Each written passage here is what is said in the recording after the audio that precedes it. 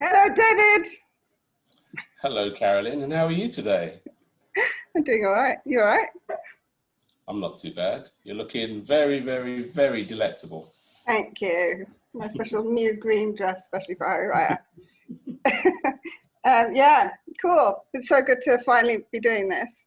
I'm really pleased. Are you We've done it. excited? I'm extremely excited, as ever.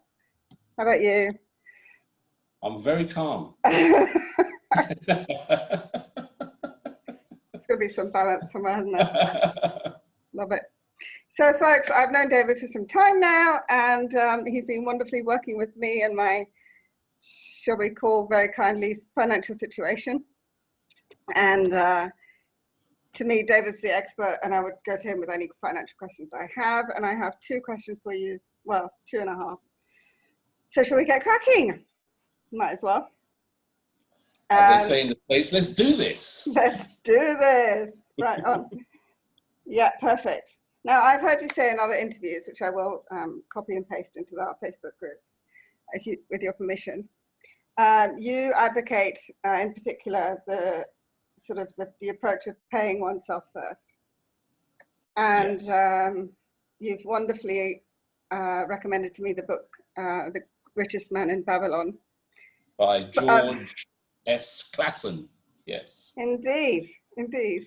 Clason, I'll take it. We'll take it as Clason, yes, fair enough. And I'd just like to hear your thoughts on that, because we didn't get a chance to really mull that over, and I felt it would be really interesting for people who do have financial worries to hear from your amazing, calm perspective how that works. So if you'd address that. Okay. The book's been around since 1926. Interesting time for it to be written, because this was around about the time the US is just coming out of the roaring 20s and about to enter into probably the most vicious economic depression ever. Right. So it was very, very timely. And the interesting thing for me, and why I still recommend it to a lot of clients, particularly clients who have just started out on a financial planning path, or as they say in America, path. I just think it's it's almost like a very basic cookbook. So as I said, it was written in 1926 by this gentleman called George S. Clason, and it's based in 4,000 years previously in Babylon. And the entire book is written in parables. And it sounds quite strange, but when you get into it and start getting around the language, because it's very much like thee and thine and that sort of thing. Very, very, very digestible. And the theme throughout the whole book is dispensing personal financial advice. And the mantra is to pay yourself first. And they talk about their little parables about the work ethic and things like integrity, and it's actually never too late to plan something in order to get from A to B to C. And I just think it's a very, very just a nice little barometer to have there. I read it every so often just to get me back on track as well. And so in one of the parables, and they kind of revisit the parables in different guises, he explains the richest man in Babylon, who is a very, very wise and wealthy man. He talks about his journey, because many people aren't aware. They just always thought he was like born with a silver spoon, which he wasn't, and how he started out in life and how he arrived at where he'd gotten to and be sought for his advice. So the basic premise is you earn $100, you put $10 of that away, and $30 of that you tuck away and try to pay off things like your bills, any outstanding debts you have. We'll get onto credit cards later. And if you can put some away for a thing called insurance. Right. Interestingly, they had insurance back then. Amazing. And the rest, obviously, that's going to be paying your, you know, your exactly, your everyday bills. Yeah. But there were some in his group who said, but Mr. Wise Man, what if my outgoings are a lot greater than my income? To which he replied, there is always a way in order for you to get around that. But before you can do that, you have to devise a plan and stick to it. And that's the key. Yeah. It's about devising the plan and sticking to it. And never run away from your loans or your debtors. The debtors. Yeah. What's the difference? Creditors and debtors. What's the difference? Well, they say in a crisis. They say in a crisis, the debtors must come out worse. So that should give you a clue. Yeah. Fair enough. But often people don't like to be a creditor, as I am with a lot of my family members, because you never get it back. They default on their loans. Never a lender or a borrower of beer, huh? People learn that the hard way. Yeah. So going back to what I said, the key is devising a workable plan, and a plan that you can stick to, not something where it sounds great for the first month or two, and then you stumble along and then you end up probably worse than you were before. Right. And in that, you're asking about people with like credit cards or debt payments. It's never hurtful, particularly nowadays, and you're hearing a lot about it in the US and the UK, to actually go to the lenders and say, look, I'm having a really, really terrible time. You must be living under a rock for you not to understand how so many people are.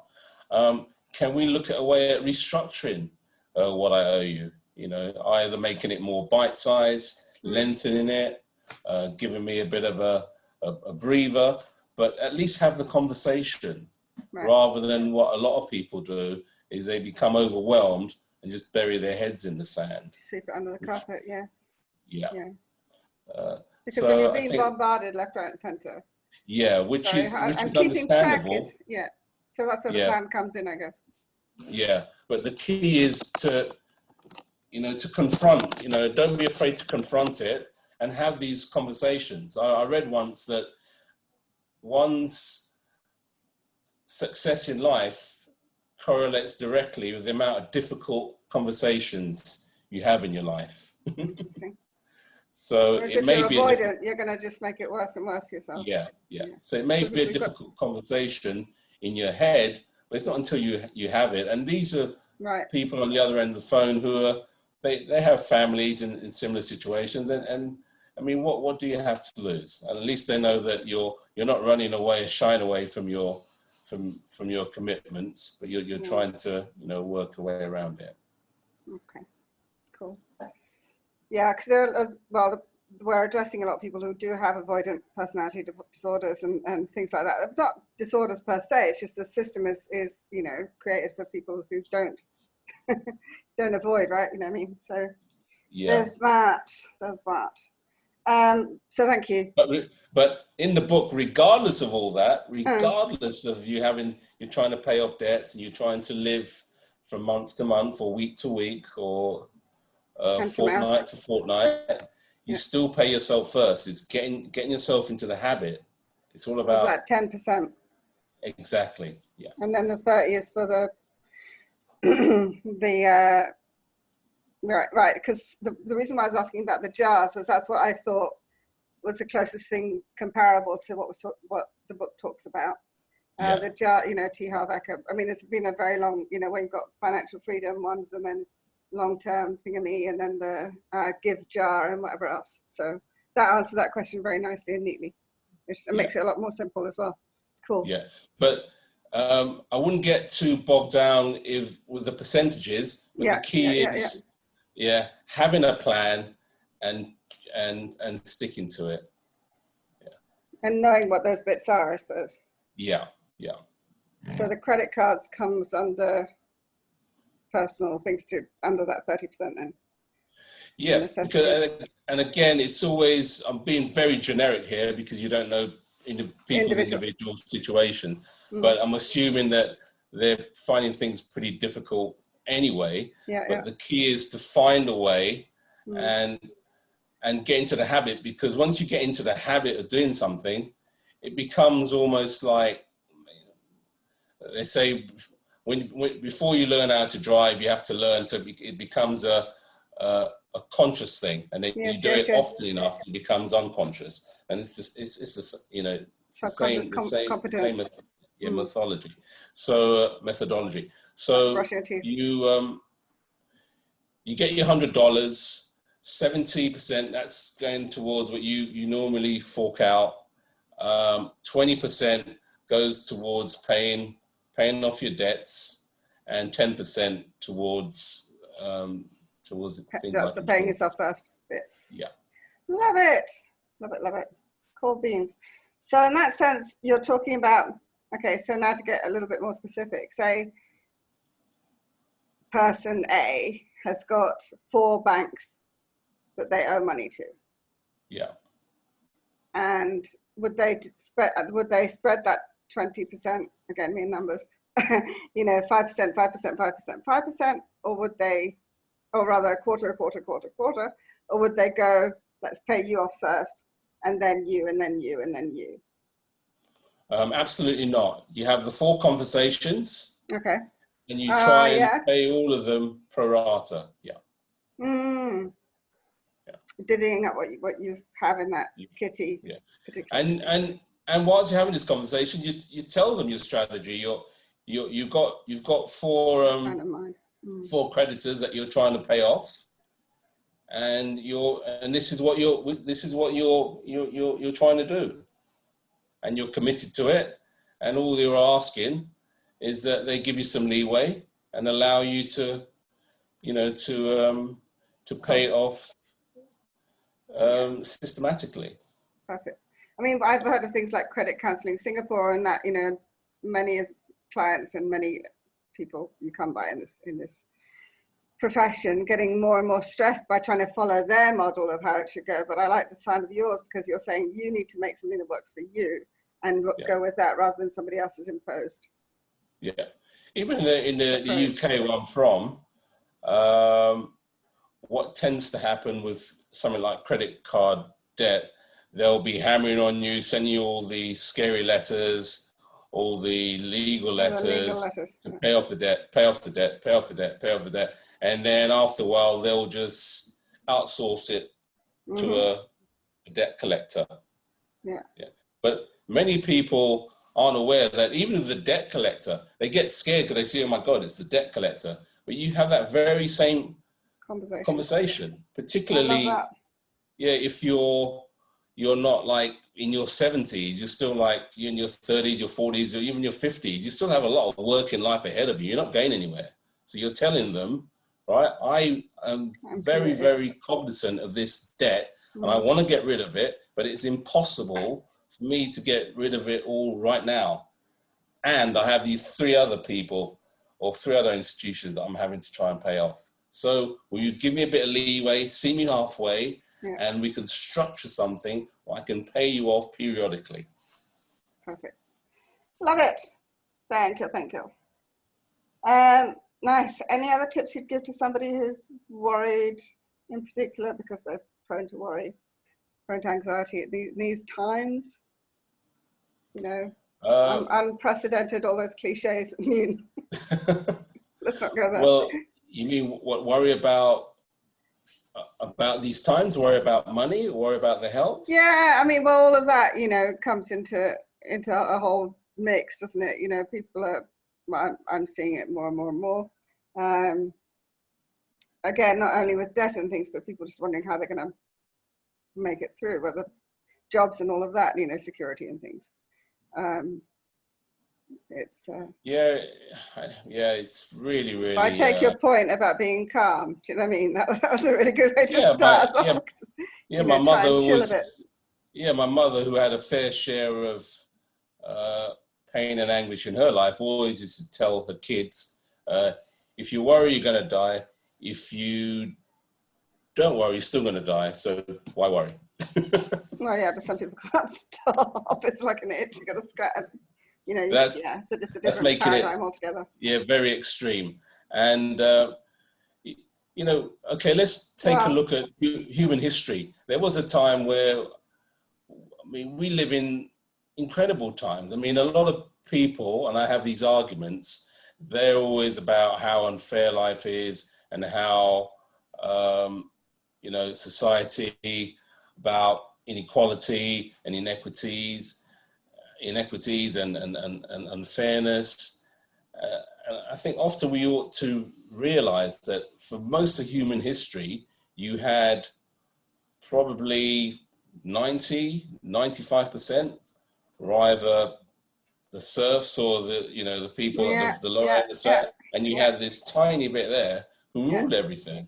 And then after the Industrial Revolution, that's just completely changed. I mean, we still have people at the bottom of society that are really struggling, but what we should be asking is, why aren't more people, you know, in extreme poverty, rather than, okay, you've got these. You're flipping the question. Yeah, the 1%, and because the likes those of Amazon and people like that. They're always going to be like that, but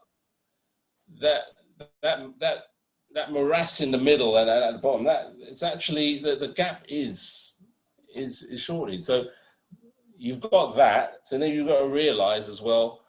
I was listening to the radio this morning about the bubonic plague, and in the olden days, you didn't have a name for it, COVID-19. It would just be the plague.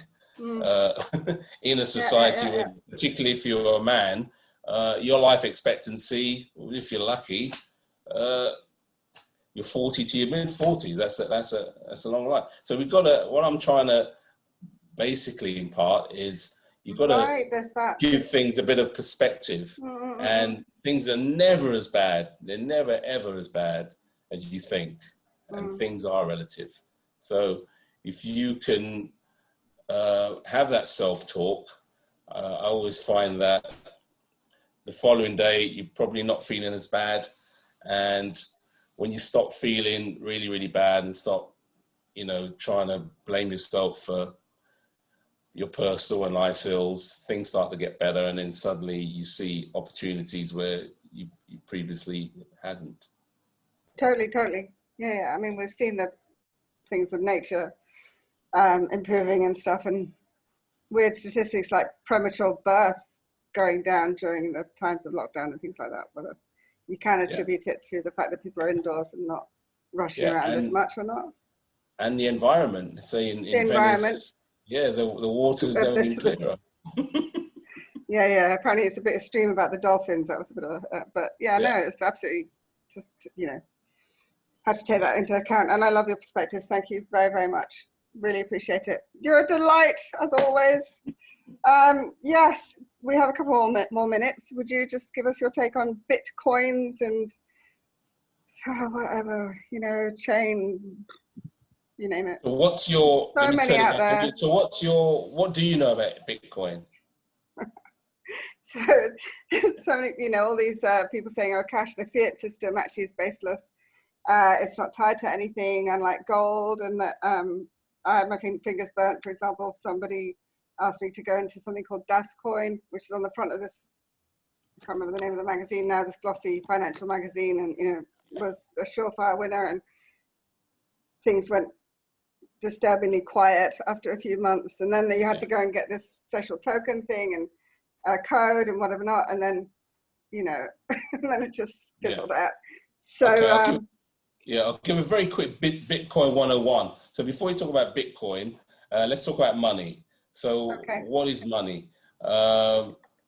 Basically, I come to you, I say, Carolyn, can I do a bit of work for you? And you go, certainly, David. And then we analyze, or what you believe, or quantify what that value is. And then you give me some money, then I'll take that money and go off and either buy a good or service. So the key here is we use the money for a thing called value. Yes. Yeah. And that value is redeemable over and over and over again. But in order to get that representation of value, you must have a thing called trust. So in the past, that trust would be underwritten by a thing. It could have been, back in the day, wheat or seashells, potatoes, or more recently, gold. And then through a whole different set of macroeconomic factors, they decided to get rid of money backed by gold and have the money backed by government. So it went from being backed by something to backed by someone, which is the government. And then you've got a thing called, on the note, it's legal tender, and that just again underwrites the trust. I promise to pay the bearer, blah, blah, blah, exactly, yeah. So what Bitcoin has done is basically come in and said, with your $10, which is printed by a government or a central bank, right? Bitcoin doesn't have that. This is decentralized. So let's take, for instance, do you have a bank account, Monsieur? Mm-hmm. You have a bank account, and that bank account has loads of, you have two bank accounts. It has loads of different bank account holders on it, and it has on there how much they owe or how much they have in the bank, etc., what different types of products. Yeah, but only the bank holds that. You can't go in and have a look. All you can see is your little thing on your my screen, on your internet ATM, banking. But with Bitcoin, everybody has that ledger that the bank has. Hence, they call it decentralized. And Bitcoin is not like an actual coin. It's basically giving you access to an address on a ledger to pay someone else or to do a transaction with somebody else. So I like to use Bitcoin. It's like a voucher system, but only people that subscribe to the voucher system can they play or can they take part. Right. Yeah. Got it. So at the moment, you still have to use currency, as in dollars, in this country to buy Bitcoin, no? Until such time as... Yes, until things change. But I think that's what a lot of anxiety comes in there, because people are wondering, well, again, there's this thing going around, isn't there, saying, oh, if there's no more cash, grandparents can't slip $20 into their grandchildren's pockets, or own powers won't exist, or they don't hardly exist now with electronic banking and everything. But they're still based on currency. Yeah. Well, the argument, we already in part live in a cashless society because of, you got your pay wave and you've got your debit card. But it's still based on the comings and goings through your bank account, isn't it? Yeah. Yeah. But what Bitcoin is doing is removing the middleman. Yeah. And saying that you have more autonomy and anonymity when it comes to making transactions. Yeah. Got it. But for the purposes of this, just imagine it as we're playing this game and we have this currency, but only people in the game can use the currency. Like Monopoly money in a Monopoly game. Yeah. Oh, that was good of me. Thank you. See, nobody tells it like it is. You know what I mean? There's all these woods and no trees sort of thing. Thank you for the trees. Appreciate it. Yeah. David, you're a delight. And perhaps we'll have another chat soon. Not soon. As and when. As and when. Thank you. Thank you, Carolyn. Awesome. Appreciate it. Bye. Bye-bye. Cheers. Oh, wait, have I stopped recording?